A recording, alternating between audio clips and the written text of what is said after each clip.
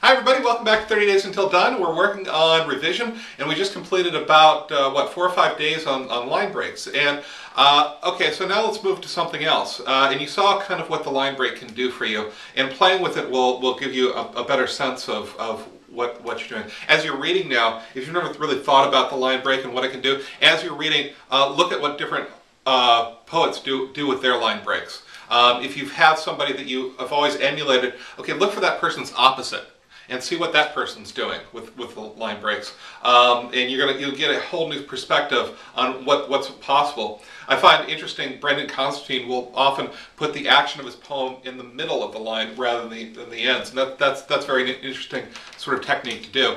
I don't know whose opposite he would be. I don't know, you know. Okay, so we're going to think about stanza breaks now.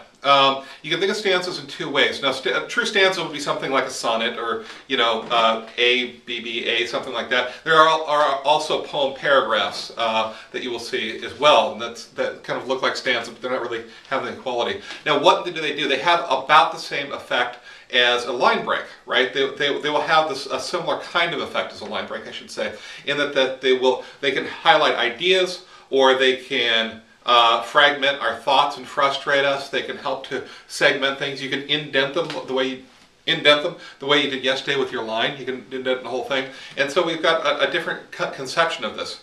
What I'd like you to do is take one of these poems that you're really struggling with. I'm sorry, not that you're struggling with, but your reader is meant to struggle emotionally with these poems.